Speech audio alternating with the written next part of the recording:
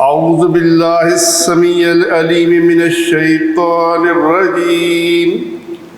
बिस्मिल्लाहिर रहमानिर रहीम। वला तमुद्दन्न ऐनैका इला मा मत्तअना बिही अज़वाजम मिनहुम ज़हरतल हयातिद दुनिया लिनफ्तिनहुम फीह वरिज़्क़ु रब्बिका खैरुन व अबक़ा। सूरत तौहा की 131 नंबर आयत है। अल्लाह फरमाता है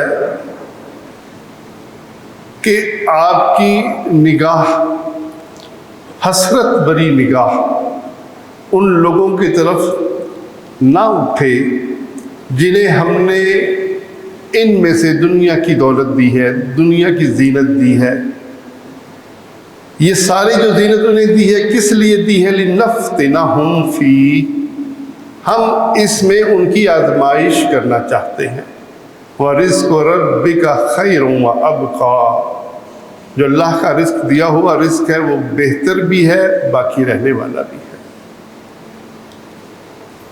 तरबियत के हवाले से ये बात बड़ी अहम है कि हम अपनी निगाहें उनकी तरफ ना उठाएं जिनको अल्लाह ने दुनिया का बड़ा माल दिया और उस माल को देखकर हमारी हसरत भरी निगाहें हमें डिप्रेशन का शिकार करें, हम मायूस हों, हम अल्लाह की नाशुक्री पर उतर आएं। अल्लाह ने अपने नबी को और नबी के ज़रिए पूरी उम्मत को हुक्म दिया कि आपकी निगाह, हसरत भरी निगाह उनकी तरफ ना उठे जिनको हमने दुनिया का माल दिया है। रसूलुल्लाह सल्लल्लाहु अलैहि वसल्लम का बड़ा खूबसूरत वाक़या है, बुखारी मुस्लिम की हदीस है। आप अपनी बीवियों से नाराज़ हो गए। नाराज़गी की वजह भी उनका खर्चा मांगना था जो आपके पास नहीं था। आपने 1 माह के लिए उनसे अलहदगी भी की। इस मौके पर सैयदना उमर फारूक रज़ियल्लाहु ताला अन्हु आपके पास मिलने के लिए आए। आपके जिस्म पर चटाई के निशान थे, सख्त चटाई होगी। कमरे में झांका तो मशकीज़ा पड़ा है और कुछ थोड़ा सा सामान पड़ा है। उमर फारूक रोने लगे। आपने पूछा, उमर क्यों रोते हो? खत्ताब के बेटे क्या हुआ? कहने लगे, या रसूल अल्लाह, ये कैसर व किसरा कितनी ऐश कर रहे हैं, कितनी इनको अल्लाह ने दौलत दी है, जबकि वो अल्लाह के नाफरमान है। आप तो अल्लाह के बरगज़ीदा रसूल हैं, सबसे आला है, और आपका ये हाल है कि चटाई से आपके जिस्म पर निशान पड़े हुए हैं। आप सल्लल्लाहु अलैहि वसल्लम ने फरमाया, खत्ताब के बेटे, क्या तू शक में है? क्या तुझे मालूम नहीं कि अल्लाह ने उनकी अच्छाइयों का बदला दुनिया में दे दिया और हमारे लिए अल्लाह ने आखिरत में बदले रखे हैं। सही बुखारी मुस्लिम की रवायत है। आप सल्लल्लाहु अलैहि वसल्लम फरमाते हैं, ये रवायत बुखारी मुस्लिम की रवायत है कि मुझे तुम पर सबसे ज़्यादा खौफ उस वक्त का है जब दुनिया तुम्हारे कदमों में अपना तमाम साजो सामान डाल देगी और तुम पर अपनी बरकतें उलट देगी। कितनी अजीब बात है। अल्लाह के नबी सल्लल्लाहु अलैहि वसल्लम किस बात का खौफ कर रहे हैं कि जब हमें दौलत मिलेगी, जब हमें माल मिलेगा, जब ज़मीन अपनी सारी बरकतें हमारे कदमों में डाल देगी, मुझे तुम्हारे बारे में उस वक्त का खौफ है। ये खौफ आपका जामे लफ्ज़ है, खौफ है। किस चीज़ का खौफ है? नाशुक्री का खौफ भी हो सकता है, वो सारे खौफ शामिल हैं। मैं आपके सामने एक बात रखना चाहता हूँ इस हवाले से, इस खौफ के, कि ये खौफ असल में जो आज हम देख रहे हैं वो ताल्लुक़ का खौफ है। ताल्लुक़ टूटा है। आप पूछेंगे कैसे ताल्लुक़ टूटा है? मैं अपनी ही तारीख बयान करता हूँ, और जो मेरे साथ के बुजुर्ग होंगे 50, 60, 70 साल के, वो आपको इसकी तायीद करते नजर आएंगे। आज से 50 साल पहले हमारे घराने में ये चीज़ें नहीं थी, ये बिजली नहीं थी। हमें याद है कि हम लालटेनों में पढ़ा करते थे। लालटेन जलाई और उसके गिर्द सारे भाई बैठ गए और पढ़ने लग गए। हम अल्हम्दुलिल्लाह 7 बहन भाई हैं। अल्लाह का शुक्र है कि सातों को सातों 5 भाई और 2 बहनें अल्लाह के दीन पर दावत का काम खूब कर रहे। अल्लाह तौफीक भी देता रहे उनको। बुनियादी तौर पर हमारा घराना आम सा घराना है। मेरे वालिद साहब डाकखाने में पोस्ट मास्टर थे। जैसे दुनियादार पोस्ट मास्टर होते हैं वैसे ही थे। जैदी और नकवी ख़ानदान हमारा ख़ानदान था। देहात में उस वक्त पोस्ट मास्टर, हेड मास्टर या फिर वो स्टेशन मास्टर, ये 3-4 बंदे ही ऐसे होते थे जो कुछ अहमियत के हामिल, पढ़े लिखे होते थे। बाकी डॉक्टर हो गए, यानी 4-5 ही ओहदे ऐसे थे जो पढ़े लिखे लोगों के पास होते थे। उस वक्त दुनिया इतनी वसी नहीं हुई थी।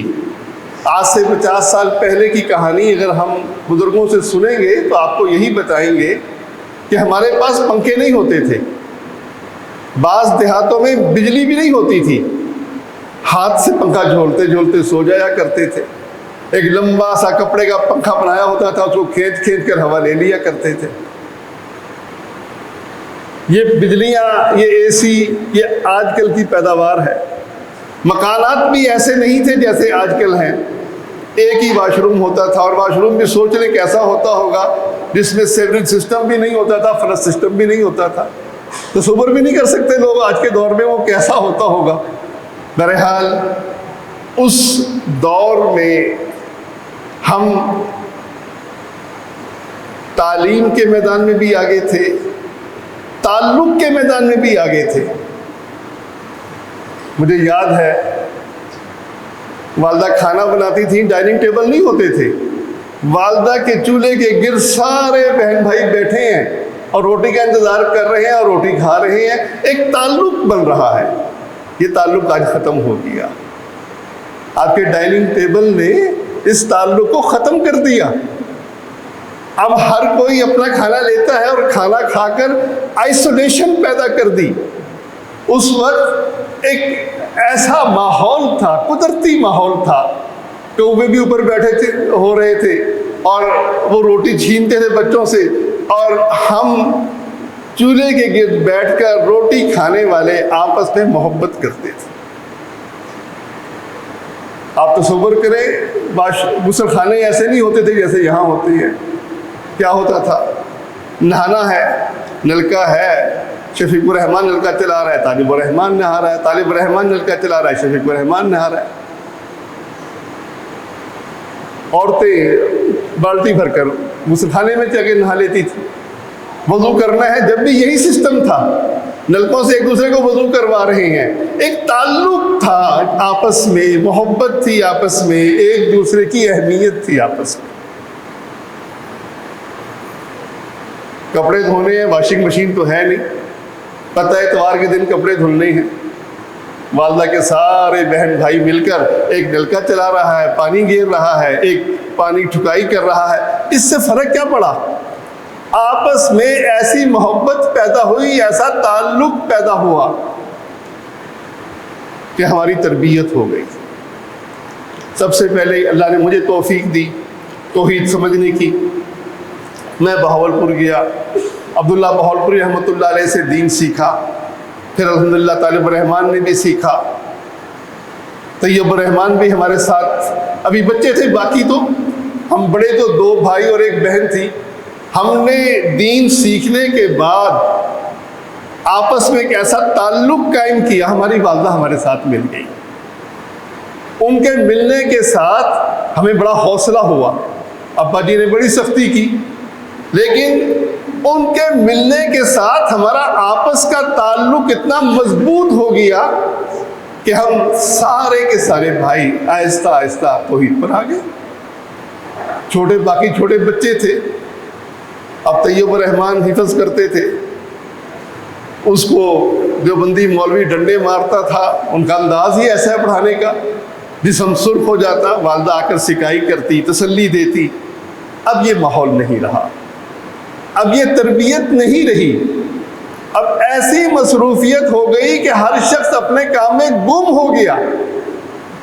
मुझे तैयब रहमान ने बताया कि मुझे किसी शख्स ने फ़ोन किया कि जी फ़लाँ जुमा चाहिए या कोई दर्स का टाइम चाहिए।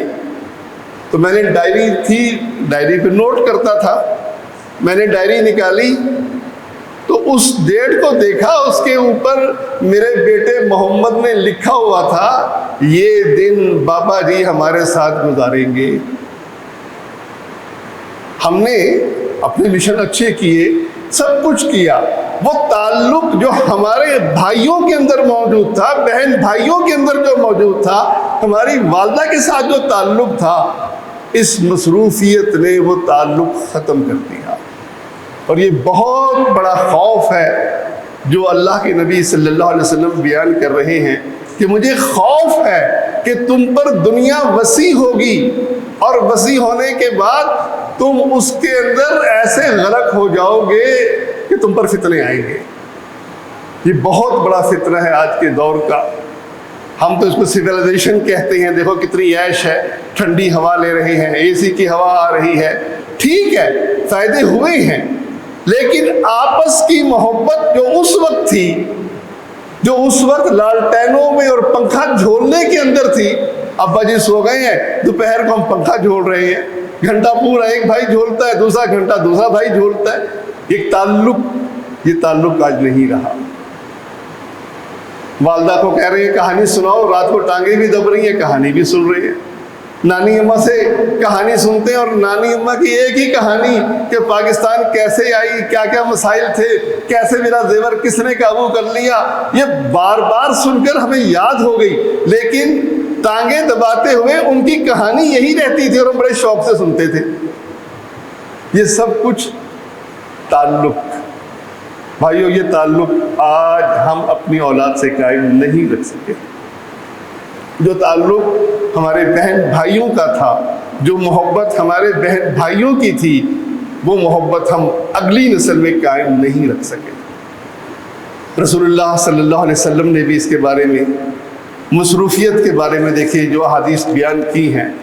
तिरमिज़ी की रवायत है, आप सल्लल्लाहु अलैहि वसल्लम फरमाते हैं कि अल्लाह फरमाता है, ए आदम के बेटे, मेरी इबादत के लिए फारिग हो जा, मैं तेरे दिल को गनी कर दूंगा, तेरी मोहताजी दूर कर दूंगा, और अगर तूने ऐसा न किया तो मैं तुझे मसरूफियत में फंसा दूंगा और तेरी मोहताजी भी दूर नहीं होगी।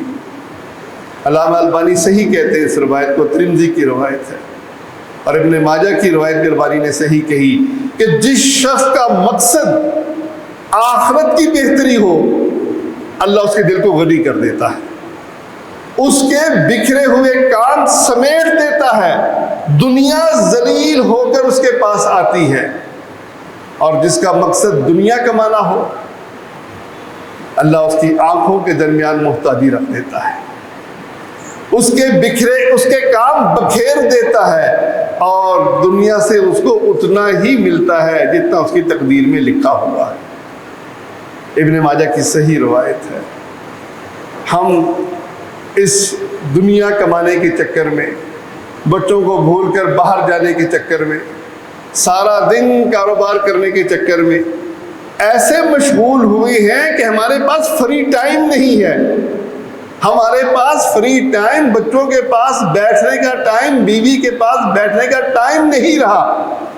हर वक्त हम एक मशगूलियत के अंदर फंसे हुए हैं और दुनिया कमाने के चक्कर में ऐसे मशगूल हैं कि वालिदैन से भी ताल्लुक़ नहीं रहा, बच्चों से भी ताल्लुक़ नहीं रहा।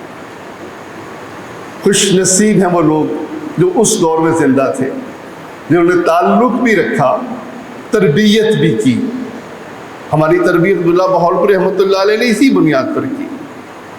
हम जब जाते थे वो ऐसे मिलते थे गोया हमारे लिए ही बैठे हैं। एक ताल्लुक़ कायम हुआ उस्ताद और शागिर्द का। आज ये ताल्लुक़ कायम करने वाले बहुत ही कम हैं। भाइयों, ये बिजली के बिल अदा हो जाएंगे, ये हमें इतने परेशान करते हैं। ये गैस के बिल के लिए हमारा रोना रहता है। हम किराए के मकान में हैं, इसका रोना रहता है। ये सारे रोने मरते ही ख़त्म हो जाएंगे और इसके बाद जो दौर शुरू होगा, जो ज़िंदगी शुरू होगी, जो सवालों जवाब होंगे, तेरा रब कौन था, तेरा नबी कौन था, तेरा दीन क्या था, उसमें नाकाम हो गए तो फिर हमेशा हमेशा की नाकामी मिलेगी। इन दुनिया के मामलात में हम एक हद तक मुलव्वस हों, जायज़ है, हमारे मसाइल हैं, हमने वो काम करना है। फैसिलिटी मिल रही है, ये फैसिलिटी लेना हमारा हक है। इस फैसिलिटी के लिए हम आपस का ताल्लुक़ ख़त्म कर दें। बेटा कहता है, बाबा जी कहते हैं बेटे पानी पिलाना, और बेटा सोफे पर बैठा है, सोफे से उठना उसको मुश्किल है। वो मोबाइल से खेल रहा है, मोबाइल छोड़ना उसके लिए मुश्किल है। तो ताल्लुक़ कैसे बनेगा? वो बाप को पानी पिलाना, माँ के साथ ताल्लुक़ रखना, माँ के कामों में शामिल होना, ये आदमी के लिए मुश्किल हो जाती हैं जब आदमी इन कामों के अहमियत को ना समझे, दीन की इन बातों की अहमियत को ना समझे। हम कारोबार में कितने मशगूल हैं दुनिया कमाने के लिए। सही मुस्लिम की रवायत है, सलमान फारसी रज़ियल्लाहु ताला अन्हु बयान करते हैं, ताजिर थे, रसूलुल्लाह सल्लल्लाहु अलैहि वसल्लम ने फरमाया, सुलेमान बाजार में सबसे पहले जाने वाले मत बनना, सबसे पहले बाजार में दाखिल होने वाले ना बनना, और ना सबसे आखिर में निकलने वाले बनना। इस बाजार में शैतान अंडे देता है, शैतान बच्चे देता है। सुलेमान फारसी कहा करते थे, बाजार शैतान का अड्डा है, यही वो अपना झंडा नस्ब करता है। लिहाजा सबसे आखिर में निकलने वाला और सबसे पहले दाखिल होने वाला न बनना। और जिसने सारी जिंदगी गुजारनी बाहर हो, बीवी बच्चों के पास रहना ही ना हो, वो बीवी बच्चों के स्टेटस के लिए, उनकी आला तालीम के लिए और उनके लिए कोठी बनाने के लिए, बस मैं जरा कोठी बना लूँ, ये किराए के मकान से जान छूट जाए। वो ताल्लुक़ जो ज़रूरत है उसकी बीवी को, बच्चों को, वो ताल्लुक़ फिर कहाँ रह गया। सही सिलसिला सहिया की रवायत हमारे लिए बहुत बड़ा सबक है। देखिए, ये रवायत याद कर लीजिए। रसूलुल्लाह सल्लल्लाहु अलैहि वसल्लम ने फरमाया, कुछ निशानियां बयान की क़यामत की, कि क़यामत के करीब क्या क्या होगा। एक निशानी बयान की कि क़यामत के नज़दीक ख़ास लोगों को सलाम होगा, जान पहचान वाले जो थोड़े से स्टेटस में ऊंचे हों, सलाम अलैकुम जी, जिससे कोई मतलब हो, सलाम अलैकुम जी, और बाकी जान पहचान वाला साथ गुजर गया, परवाही कोई नहीं। पहली निशानी इस हदीस के अंदर आपने बयान की कि ख़ास लोगों के लिए सलाम होगा।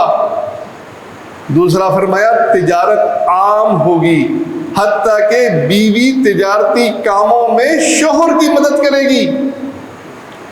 यहाँ तो बीवियाँ अलग कमाती हैं, कहते हैं मेरा माल ये मैं कमाती हूँ, मेरी ऑनलाइन ये मामला है।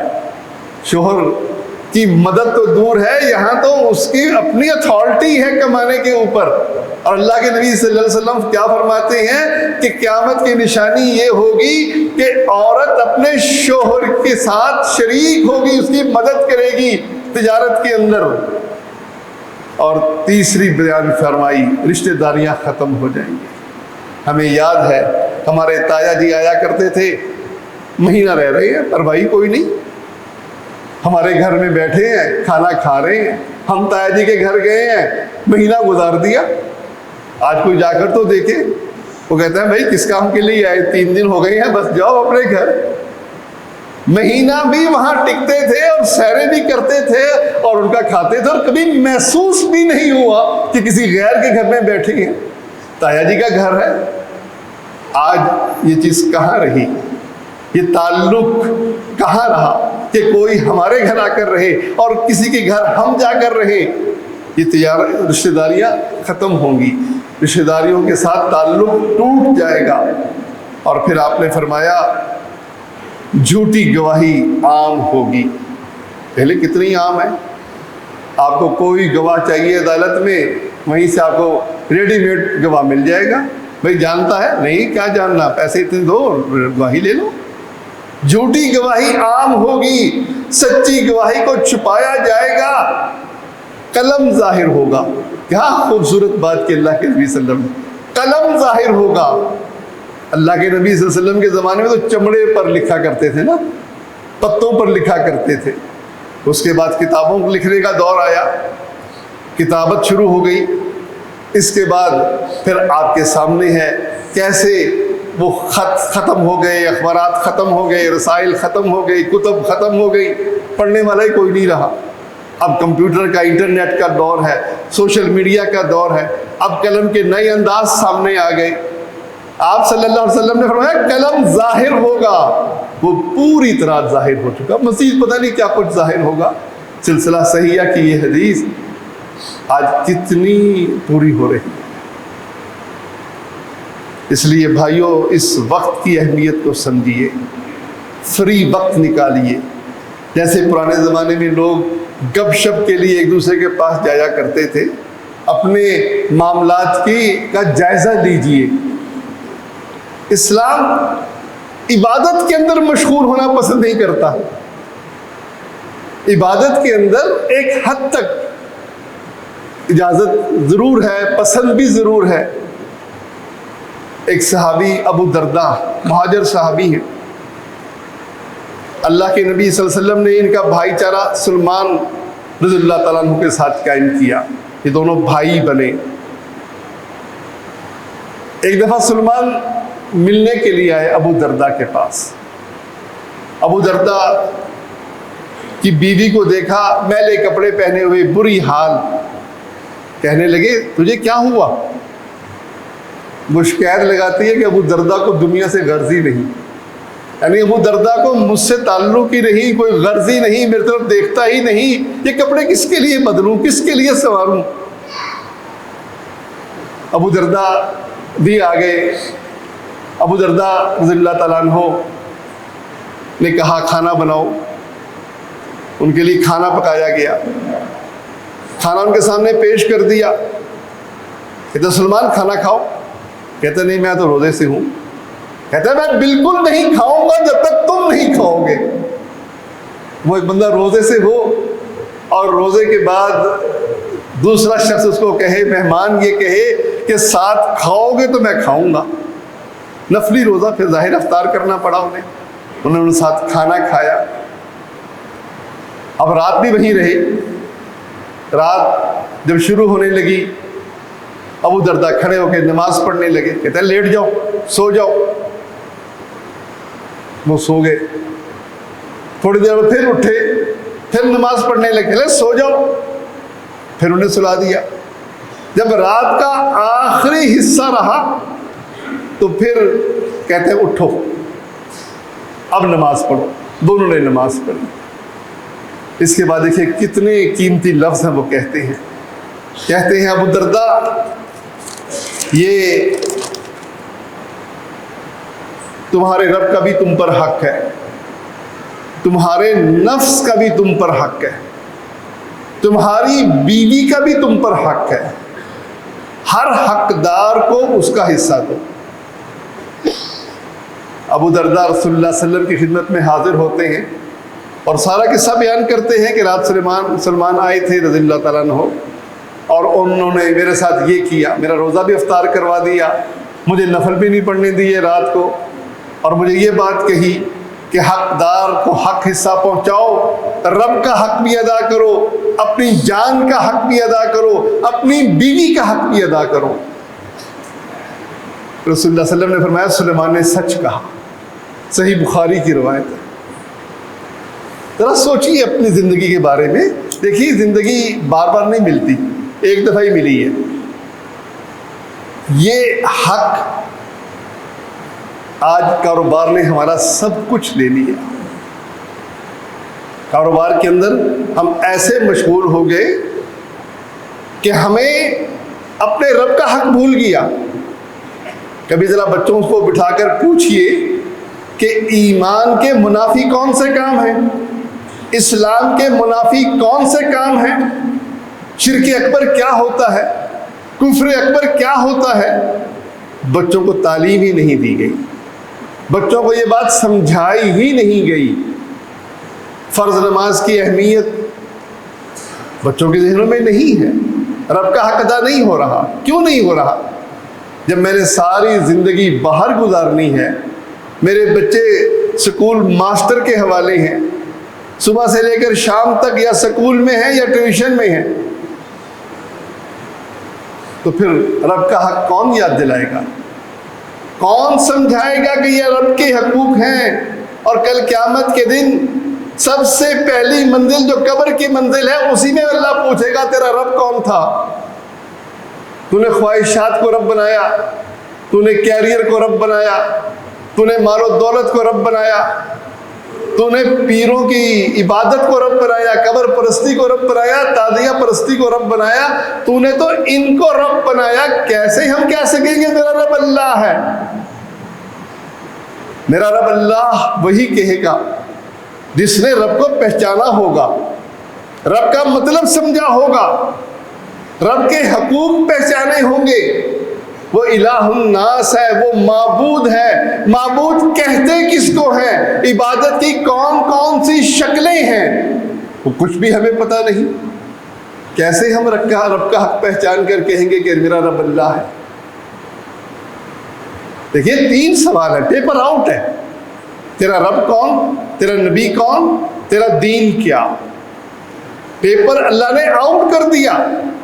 और इन तीनों सवालों के जवाब अल्लाह का कुरान जगह जगह हर सूरत में इन तीनों बातों का जवाब दे रहा है कि हम अल्लाह को रब मानते हैं, उसी को मुश्किल कुशा समझे, उसी को हाजित रवा समझे, उसी की उम्मीद रखें, उसी का खौफ रखें, उसी पर भरोसा करें। हमारा भरोसा तो मालो दौलत पर है कि माल ज़्यादा होगा, कोठी बनेगी, फिर सुकून आएगा। वो कोठी बनने के बाद भी सुकून नहीं आता। वो कोठी के बाद फिर खौफ हो जाता है कि ये कोठी तकसीम होगी, बच्चियां ले जाएंगी, उठाकर वो सारे पोते के नाम लगा देते हैं, बेटे को भी आउट कर देते हैं। चल भी बेटे भी जाए, बेटियां भी जाए, सीधा पोते के नाम लग जाता है।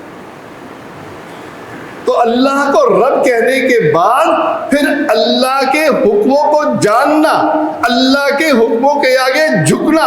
और ऐसे ही फिर दूसरा सवाल, तेरा नबी कौन है जिसने ज़िंदगी में कायद ही आपको ना समझा हो, आपसे बात ही ना ली हो, उसको दीन के तरीके लेने के लिए तरीक़त और मार्फत के तरीके हो, पीर पकड़ा हुआ हो और पीरों की बात को वो हतमी समझता हो, और इसके साथ अगर वहाँ से निकल आया तो फिर उसको कोई दुनियादार ऐसा काबू कर ले कि बस उस दुनिया के पीछे वो फिर उसके पीछे लगकर अपने बिजली के बिल अदा करता रहे, वो कोशिश करता रहे कि इस तरह गैस का बिल ख़त्म हो जाए, ये मसले ख़त्म हो जाए, वो मसले ख़त्म हो जाए। भाई एक मसला ख़त्म होगा, दूसरा मसला आ जाएगा। अल्लाह ने कह दिया, अल्लाह के रसूल सल्लल्लाहु अलैहि वसल्लम ने ख़बर दे दी कि तुम्हारे काम को अल्लाह बखेर देगा और तुम्हारे काम सीधे भी नहीं होंगे। तुम्हारा नबी कौन? मोहम्मद रसूलुल्लाह सल्लल्लाहु अलैहि वसल्लम को नबी कहने वाला, फिर शरीयत के अंदर उन्हीं को अपना इमाम मानता है, उन्हीं की बात को हतमी समझता है, उन्हीं के रास्ते पर चलता है। फिर वो माशी मसला हो, माशरती मसला हो, हर मामले में आपको देखता है। और इस्लाम तेरा दीन क्या, और जवाब में मेरा दीन इस्लाम है, ये वही शख्स कह सकेगा जिसने इस्लाम को बतौर दीन कबूल किया होगा। रब की मार्फत अपने बच्चों को दिलवा लीजिए। रब का भी हक है और फिर इस जिस्म का भी हक है। ये भी नींद चाहता है, इतने काम करना, इतना काम करना कि इसको नींद की मोहलत ही ना मिले। ये इस नफ्स पर जुल्म है। इस नफ्स को बीवी बच्चों से जुदा करके बाहर निकाल कर इसको बच्चों की ऐश के लिए, अपनी ऐश तो खत्म हो गई ना जब बाहर चला गया, बच्चों की ऐश के लिए इस नफ्स पर जुल्म है। उसका हक है बीवी पर, बीवी का हक है उस पर, वो सब कुछ भूल जाता है। नफ्स का भी हक है, बीवी का भी हक है, और फरमाया कि सबके हकदारों को हक अदा करो। भाइयों, दीन को समझ लीजिए। दीन बड़ा आसान है, समझना भी आसान है, लेकिन माशरा कुछ और चाहता है। माशरे की रवस चलकर आज हम इस दीन को भूल चुके हैं, और जितना हम दीन को भूलेंगे उतनी हमारी परेशानियां बढ़ेंगी, हमारी परेशानियां ख़त्म नहीं होंगी। अल्लाह हमें तौफीक दे कि हम दीन को सीखने वाले, दीन को समझने वाले और उस पर चलने वाले बन जाएं। आमीन या रब्बल आलमीन।